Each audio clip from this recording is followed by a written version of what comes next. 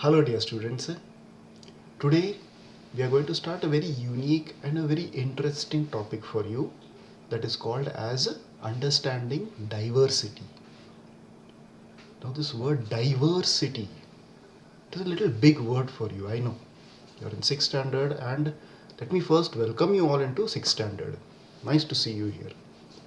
Now this word diversity, what does this word mean? When I say the word diversity, what is things that come into your mind? Little difficult to understand at beginning, but let me make it very easy for you. Okay, now let us all imagine our classroom. We are all sitting inside our classroom. Let us imagine this. All your friends sitting together.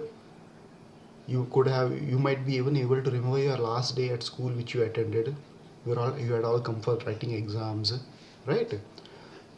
So now when you're sitting inside your classroom, when you look at your friend and your other classmates, what you realize is all of you are dressed similarly. You have a similar kind of uniform. You have the same kind of tie which you're wearing. ID card tags are there. The girls wear their hair in the same way, two ponytails, right? They plait it and tie it up. Everyone should be having nice short hair. Everyone would be wearing same black shoes, white socks or the green socks. So everyone dresses in a very similar manner and everyone has a similar kind of uniform which everyone wears. So there is a uniformity. So we cannot come to know the difference between the kind of children that are there in the class. So for you, your friend is very same dressed as how you are. Even if you open your bags, you have the same kind of textbooks. You have similar notebooks. You have everything which is same. A little bit of difference would be there in your pencil box. So all this similarity is there everywhere inside your classroom, so that you people feel more comfortable. You feel more comfortable with your friends. You don't feel a difference between somebody may be rich or somebody may be poor or somebody may be of a different religion and all that. I do not find the difference in the classroom. I am more comfortable. Okay, but there is a difference, one big difference there inside your box. Which box am I talking about? I am talking about your lunch box. Everybody would be having a different item inside their lunch box, right? No, every day everyone will be having a different item, and I know that you people also like to share it and eat, taste different things and all that, right? Why I know this is because our India is diverse. Diverse means there is a lot of difference everywhere. A variety is there, variety. Okay. Now the meaning of this variety, if you want to know, look at this particular diagram which I have over here. This is a sort of India's map, right? And it shows all the different kind of food items that you get all over India. So much of variety is there in India. Different food items in different parts of India. No two places will have the same kind of food item. No two houses will be eating the same items for lunch and for dinner. Breakfast is again different. So this is the diversity we have. We have diversity in even in our food. What is this diversity that I am going on continuously talking about? Let me show you a picture of the dances that we have in India. Different kind of dance forms in India. This is another part of our diversity. In the northern part of India we have a different kind of dance form. In the southern part of India we have a different kind of dance form. East and west, central India, again different kinds of dance forms. So much of variety in one single country. That is why India is so unique. No other country in the entire world, in our entire earth, will you find so much of variety in one single country. That is why India is a unique country. The dance forms over here which we have, let me place it back over here, and one more bit of diversity which you will see. It shows the different kinds of diversities which we have in our country.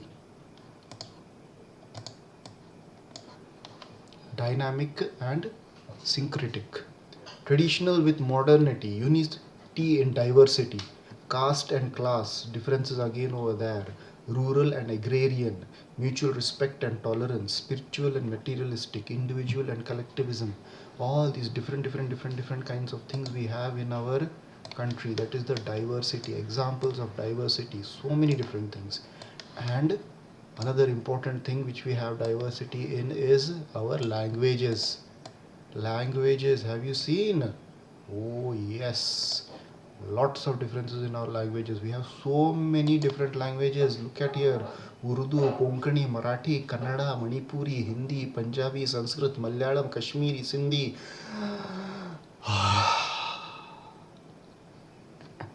That is why India is a very unique country, a very diverse country, and this particular diversity is a little bit difficult for everyone to handle. It is not easy to handle. See, we as Indians, we have been growing along with this diversity, because this diversity for us is nothing new. If someone from outside, from a very foreign country, like from someone from America or from England, they come over here to India, they get a sort of culture shock. They get a shock like, oh my god, so much of variety, because they've never seen it. They've never been used to this kind of cultural diversity that we have. Each and every place, in your house you do puja, right? Some people would be doing puja. This puja also would be different in different houses. There also diversity is there. Everywhere we have diversity. So now this topic of understanding diversity is basically about how we as Indians try to cope or try to understand this kind of diversity which we have in our everyday life. This diversity is a unique aspect. It is something which we need to deal with, which you need to deal with, which you need to understand on a daily basis. Diversity changes, and this diversity is a bonding factor. It makes us one single united India that we are as today. Okay, so what I gave to you just now was a introduction to this chapter, which we call as understanding diversity. I will go more into the details of diversity in the next chapters, but for now, what you need to find out, a sort of small assignment for you, is you need to just talk to your parents. Don't go outside, stay safe at home. Talk to your parents and find out, when they were children, what kind of neighbors did they have, what are the different kinds of neighbors did they have, and when they were children, what are the different games that they played, and what are the different places that they have visited. So you make a list, for your father one list, for your mother one list, and if your grandparents stay with you, for your grandparents also one different list of what and all different things that they have done as a child, what and all different kind of foods they would have eaten which you have never tasted up till now. So make these three different lists and keep it ready. We will discuss further in our next class. Okay, thank you children, stay safe.